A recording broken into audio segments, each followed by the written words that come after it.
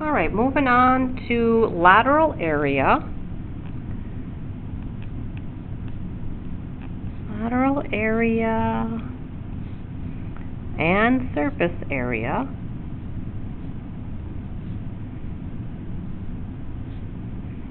Of two new shapes, and we are doing pyramids and cones.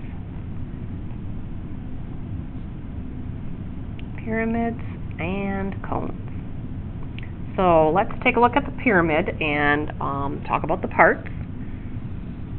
So we'll do a square pyramid. Remember, that's the shape of the base will be a square.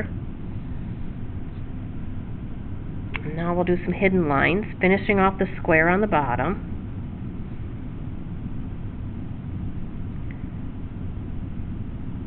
Okay. The top where the triangles come together is the vertex of the pyramid.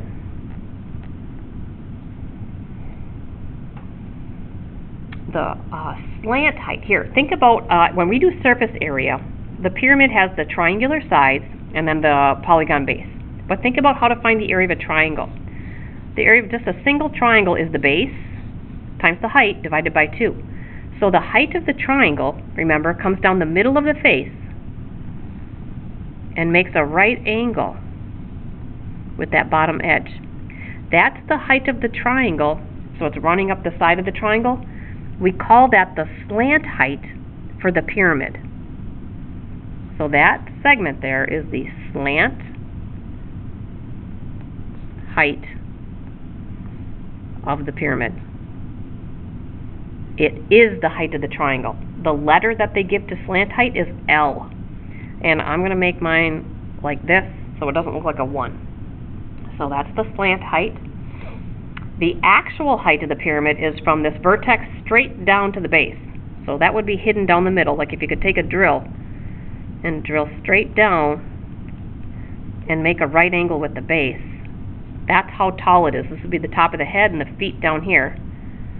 So that is the height, H, of the pyramid. So the pyramid has an actual height and it has a slant height. Okay, so let's take a look at the square pyramid and the net for it. Let's say our square had a side of 8 and a slant height of 10. So for our first example, if we were to draw the net for that, remember we've got the square, which is 8 by 8, and then on each one of those is a triangle.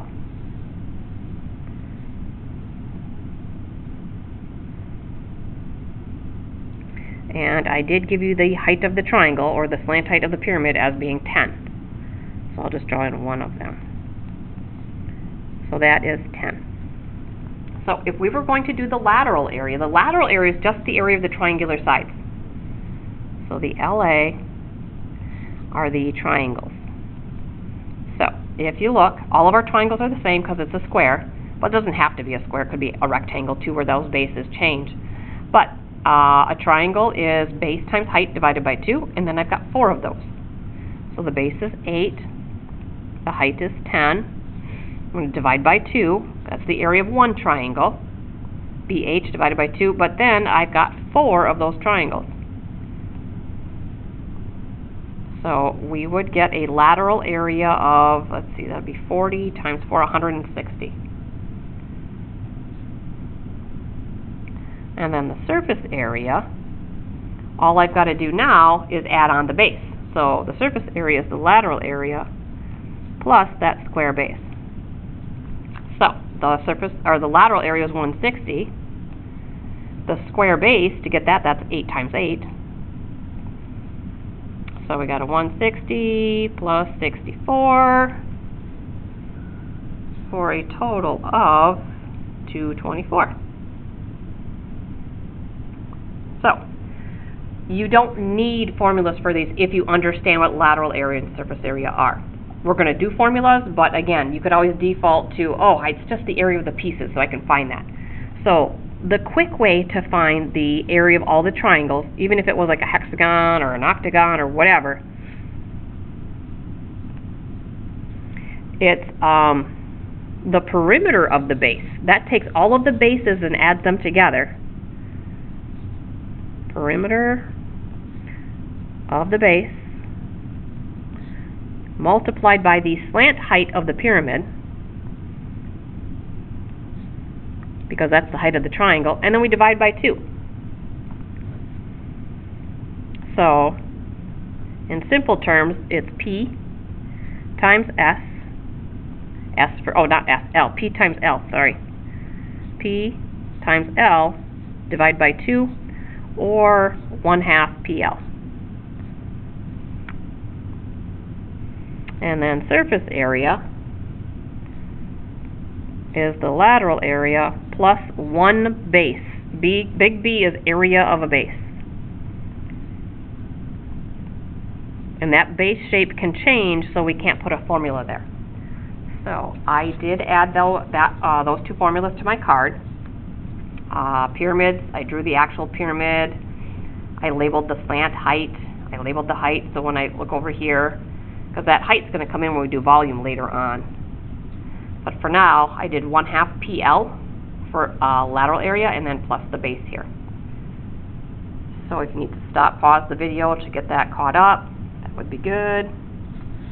Now we will look at the cone.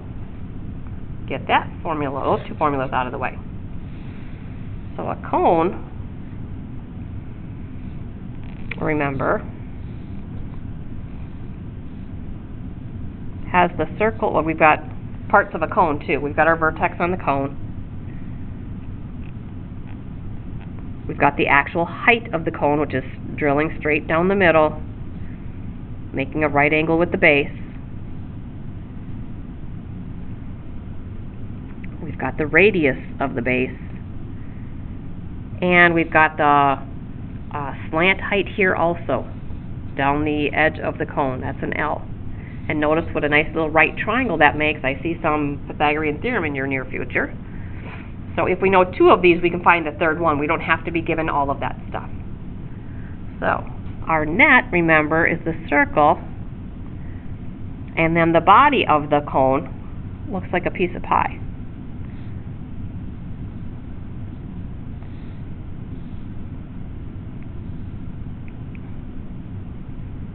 Where that's the L and the R, and the height does disappear when we've got the net. So, to get the area of the base, that's a circle, that's always just pi r squared. To get the area of this piece of pie, that's pi times the radius times the slant height. So our lateral area will be the pi RL.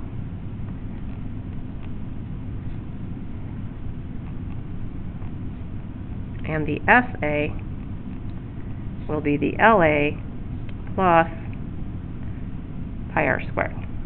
So that's the body of the cone plus the circle base. We'll do some practice with some examples.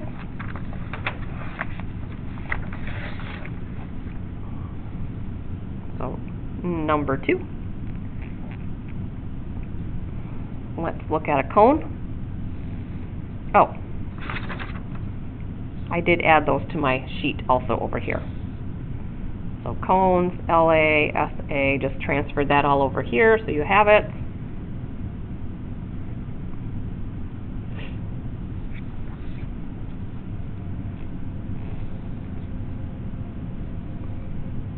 Oops.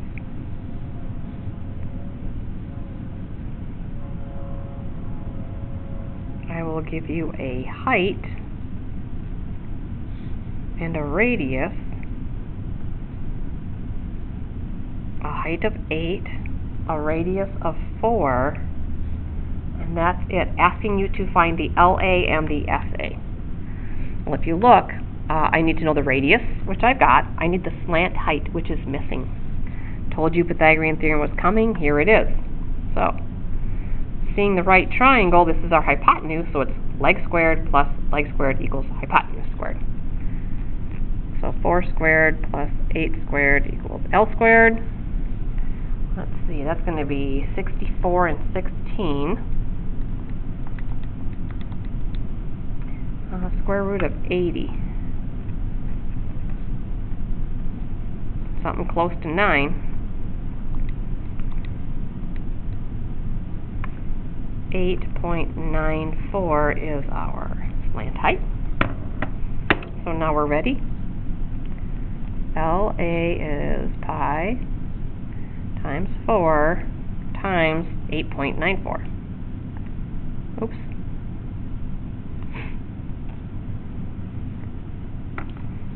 Pick up a calculator. Pi times 4 times 8.94.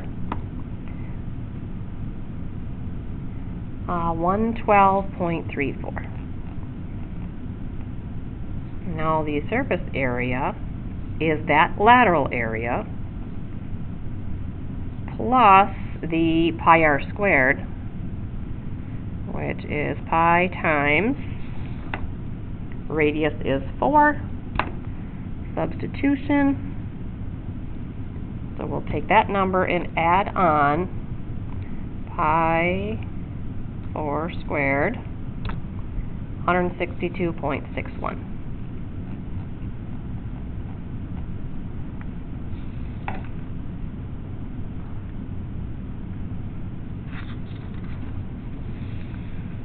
Number 3.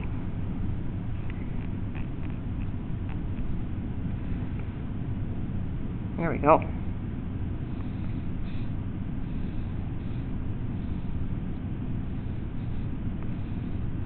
Okay, I'm not going to draw all of it. I'm going to call this a regular hexagonal pyramid.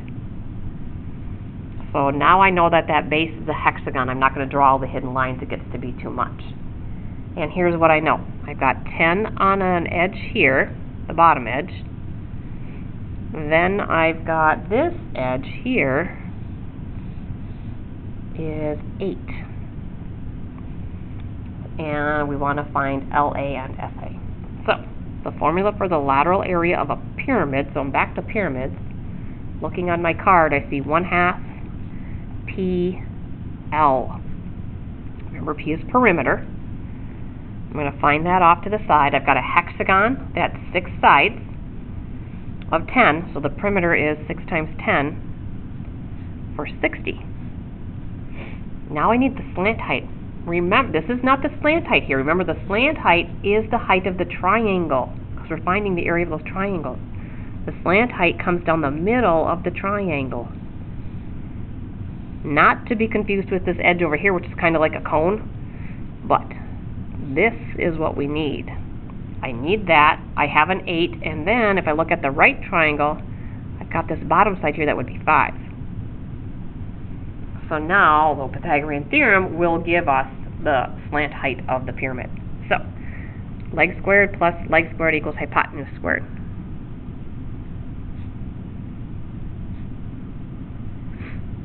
Okay, so it'll be 64, subtract 25, 39. Square root that. 6.24. And now it's pretty easy. 1/2 times perimeter was 60. Slant height was 6.24.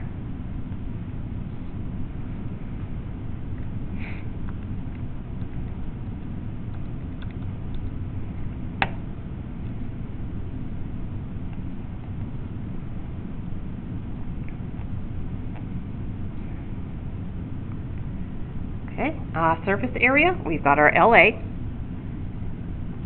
plus our base is a hexagon. Okay, going back to our sheet, the regular polygon is 1/2 AP, perimeter of the base. So we're only looking at the hexagon.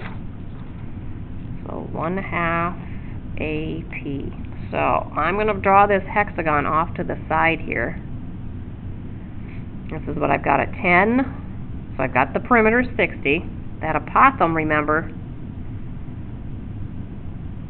is from the center to the midpoint. That's our apothem.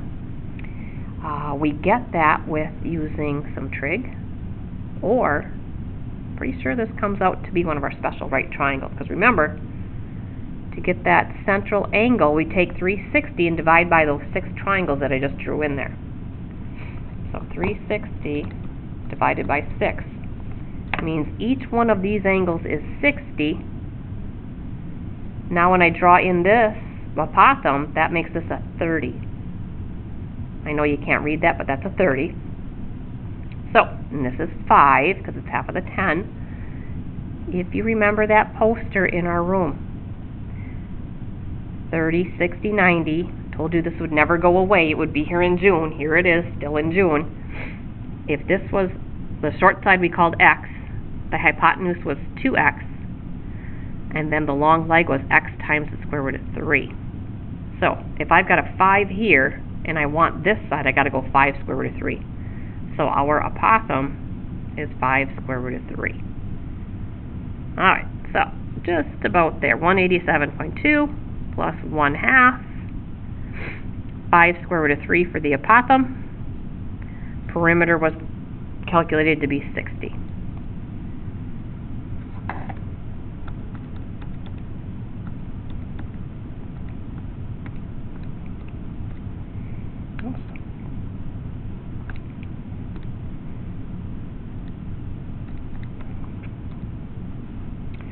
I got 447.01. If I typed everything in, 187.2, a half times 5 square root of 3 times 60. Yep.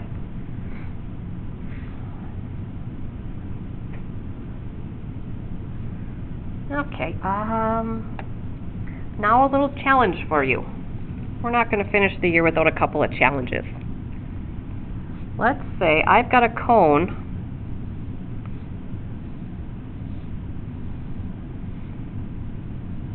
sitting on top of a cylinder. They're connected, 1 unit.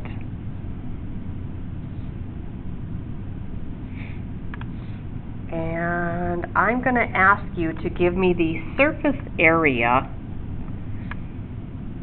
of the composite figure.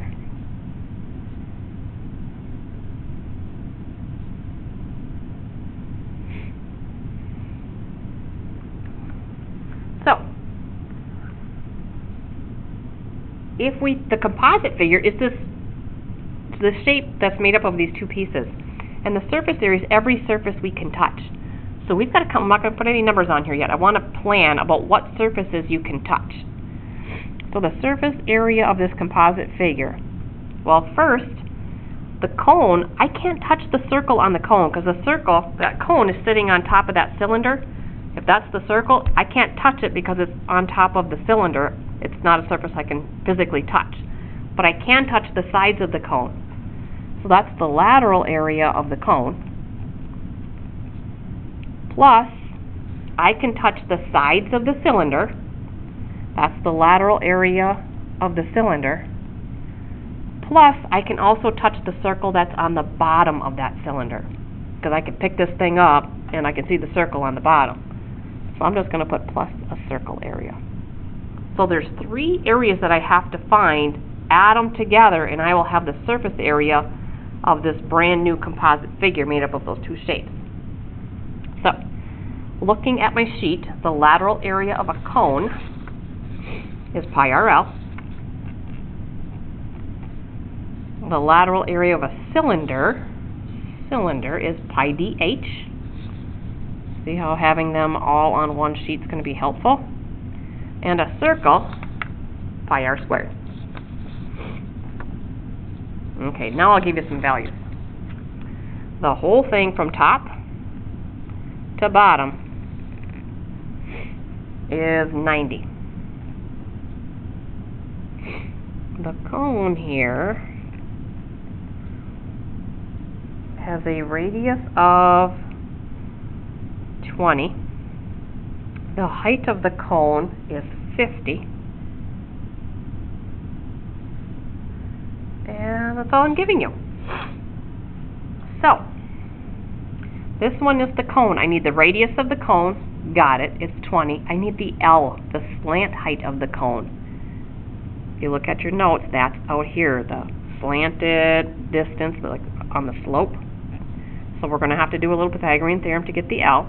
So set that up down here. 20 squared plus 50 squared equals L squared.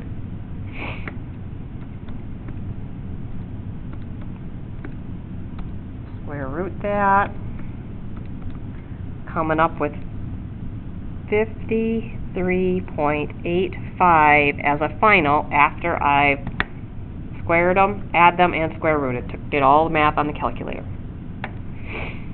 So pi times 20 times 53.85.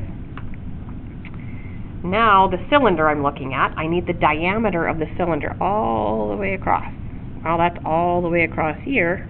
That's going to give me 220s for a diameter of 40. I'm going to bring it down here. Diameter is 40, adding the 220s together, and then the height of the cylinder was not given to me, but we have enough information here. Top to bottom is 90. The cone is using up 50 of that. That's going to leave us with 40 down here. 40 and 50 giving us the 90. So the height is 40 plus, and now I need to circle bottom down here. I can physically touch this piece. That's pi times the radius is going to be the 20 that's here.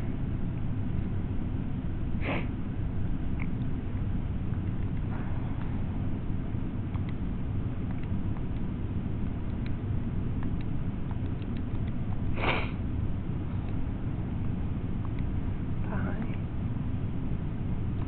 40 times 40 plus pi times 20 squared. If I've typed all that in right,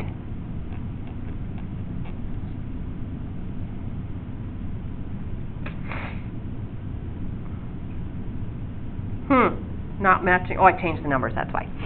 Like, it doesn't match my notes, but I changed this. So I'm in the ballpark. All right, I think that ends this section.